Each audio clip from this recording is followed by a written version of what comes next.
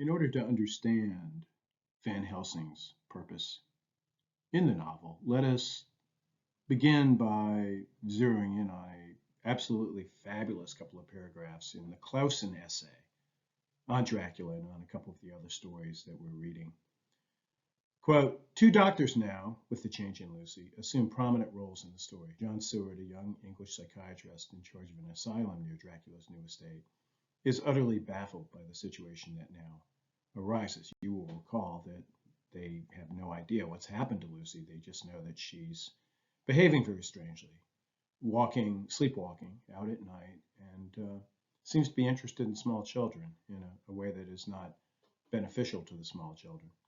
Well, here's that name, Abraham Van Helsing, rather biblical, isn't it, with his MD and his Doctor of Philosophy and his all the rest, et cetera, of Amsterdam. Abraham Van Helsing, this continental, shows up, right? England can't solve its own problems. It has to call upon continental wisdom.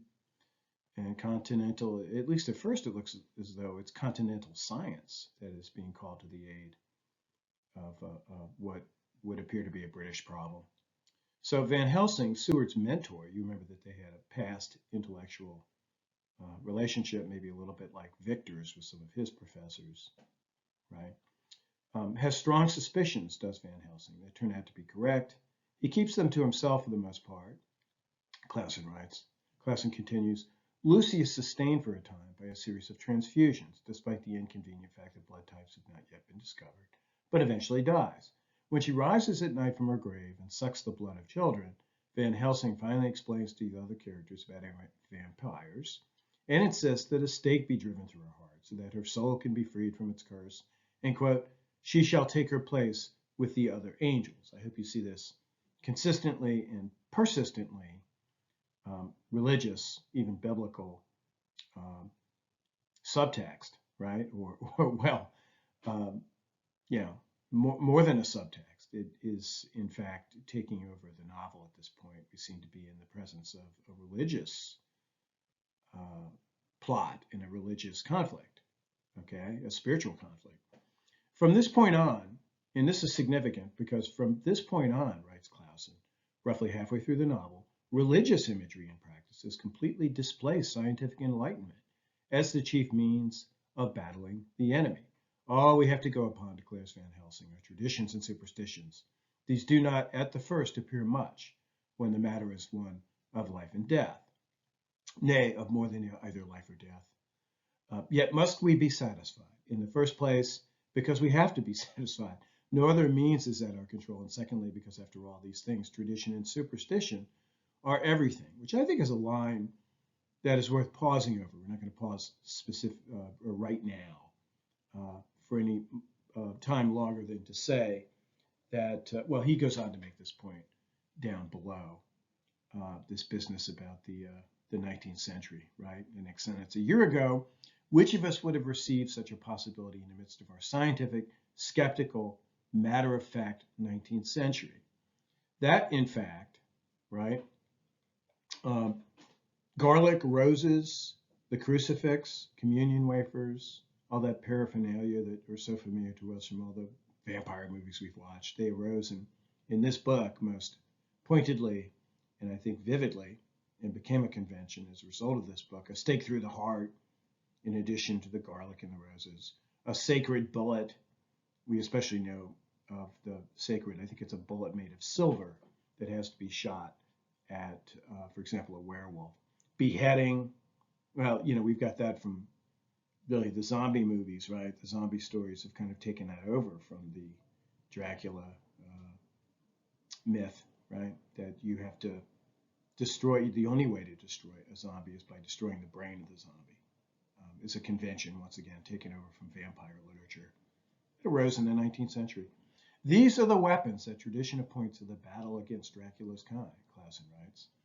Not only is the vampire enemy many centuries old and proof against ordinary death, he is Antichrist as well. And this is one of the reasons why he is proof against ordinary science, or even rather sophisticated science.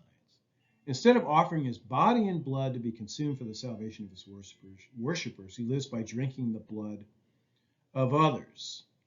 So he is, yeah, an antichrist in more ways than one. He sort of reverses this, right, the whole idea of communion, which is the sharing of the body of Christ and the blood of Christ. He reverses that, and he, coming up out of the pit, as it were, tries to take your body and your blood. And so he's a rough hombre. What are you going to do against him, right? And the strong suggestion here is that science, as he goes on to continues to go on.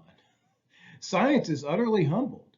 We need, we already saw this, but it's nice to have Professor Clausen just clarifying it so nicely for us. Science is utterly humbled in the pursuit of Dracula that occupies the second half of the book. I feel like a novice blundering through a bog in a mist, jumping from one tussock to another in the mere blind effort to move on without knowing where I'm going, declares Dr. Seward. In order to defeat Dracula, you need some guidance through that bog, don't you? And science isn't going to provide it. There's no GPS device here created by modern science to help you navigate your way through this difficult terrain, right, created by the very fact of Dracula. In order to defeat Dracula, 4 educated Western European men, right, plus one rough-hewn Texan, he's an interesting character in his own right, and you could imagine doing some fan fiction in which you write a whole backstory about him, right? Or you just keep him alive at the end and then have him turn into a professional vampire killer, or what have you. But 4 educated Western European men, plus the Texan, violate all their modern habits of mind by adopting attitudes and rituals that are not merely Christian, but in most cases explicitly Catholic and medieval. The humbling of science indeed. Hey, that gives me an idea. It gives us an idea if we've been paying attention, doesn't it? Compare and contrast Stoker's treatment of religion in Dracula with Dickens's treatment of religion in Jude. You will recall that a micro lecture was provided. There's a use of the passive voice for you. Was provided on the question of religion in Jude. This is not exactly a micro lecture on the question of religion in Dracula, but it's pretty close. We're going to go beyond just the question of religion in Dracula, but certainly it's on the table right now, is it not? Subsequent to having worked through the Clausen claim, as we shall call it. By the way, doesn't that sound as if it were a final examination question? Hint, hint. Back to the project of Stoker, that of humbling science as it sits proudly, humbling it, knocking it off its throne, its 19th century throne. Don't we encounter a wrinkle, an irony, a conundrum in what would appear to be a straightforward enterprise of humbling science? Clausen writes, science is utterly humbled in the pursuit of Dracula that occupies the second half of the book. True, it is humbled. Is it utterly humbled? The only person who sees the necessity for a humbled science is and here again we get into the irony, the conundrum, is the scientist. It would appear that it requires a absolutely splendid education in the sciences, right, to be the person who sees the limitation of science in the face of the threat posed by Dracula. Clausen goes on, quote, from this point on, roughly halfway through the novel, religious imagery and practices completely displace scientific enlightenment as the chief means of battling the enemy, which is true. But it is only the supremely enlightened scientist who's capable of recognizing the necessity of this displacement. And I think this is a very interesting point, one of those wrinkles that is worth meditating on for a few moments, right? Do you meditate on wrinkles? One of those ironies, one of those conundrums it's worth attempting to solve. We're not going to spend a lot of time on it in this video, but could we not conclude that the attack on science offered by Stoker is thus a qualified attack upon science? Correct? The horror of a humbled science seems to be something that is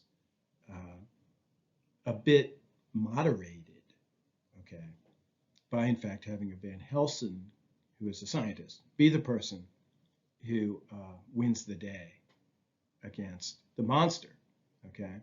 I mean, you could, at the end of the day, you could say that, well, okay, no, he wasn't using his typical scientific instruments and implements. He was using religious instruments and implements, but he was still using instruments and implements, and he was using them as a scientist might, a lot of trial and error and something doesn't work, so you move on to a second method, a second attempt. He was being very rational in his use of these irrational methods, if you see what I'm saying. So you could, at the end of the day, you could say about Van Helsing, you could say about the book itself that, yeah, I mean, it's a scientist who kills Dracula, even if he's not exactly drawing upon science. Only he would know the non-scientific means of combating this problem. So you see how this gets complicated and, as I say here, qualified, this attack upon science.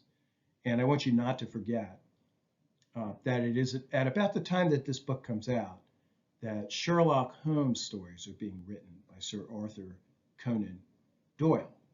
And those stories are all about this, supremely rational mind solving conundrums, difficulties, almost to the point that you might think that the 19th century had some real doubts. That you could almost see him as you could see Sherlock Holmes as a reaction to doubt about, okay, because he's so extremely rational, doubt about the efficacy of rationality, of the rational mind. And I think we see some of that going on in this book as well, some of that doubt.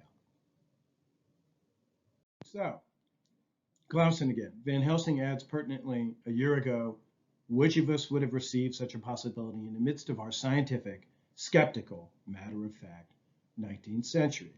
Once again, I think his choice of words, really Stoker's choice of words, it's worth paying attention to.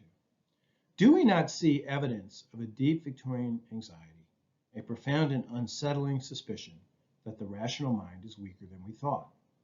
That it simply lacks the power to deal with all of the facts. I'm referring back to that phrase, matter of fact. With all of the facts, all of the horrors in the world, some of them new, some of them age-old. Dracula, of course, being a kind of combination of the new and the age-old. Note Van Helsing's choice of words, a possibility. Yes, the characters in the book end up doing more than merely entertaining the suspicion, regarding it as a mere possibility. They accept it as a certainty. We readers, of course, do not. It's a work of fiction, after all. It's an extravagant one, I think you would agree, written in the long-established genre or mode of the Gothic, which is a genre, or subgenre of the novel that you know something about at this point. For us, it remains an unsettling possibility that we will encounter such facts as Dracula fantastically represents, okay? We perhaps would encounter a fact that's a little less fantastical, but maybe no less alarming. But even recognizing the fantastical quality of this particular fact, the fact of Dracula, which is an imaginary fact, does not render that possibility any less unsettling. The fact that we have a Gothic monster here, and he's, it's an extravagant book, as I was saying before, and we have the paraphernalia of the bats. He turns into a wolf, we have a dog, a mist, right? All this stuff. It's just wildly impossible, finally, we might feel. Nevertheless, what it represents in a very alarming fashion, it seems to me, is just stuff in the world that you don't expect, and that goes against your sense of what is factual, what is matter of fact. And I think those facts are emerging all the time, right?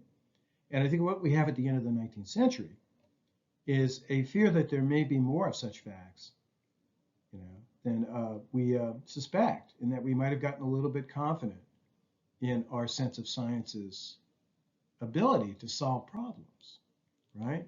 And to create a world that is a comfortable one to be inhabited by human beings. So this is what I would say about the book finally here for this micro lecture. In Dracula, Victorian literature could be said to be having a bad dream, one which it is afraid it might awake from one day to find truth. So that's enough for today. It's a briefer micro lecture. We'll have another one next week, and I will see you then.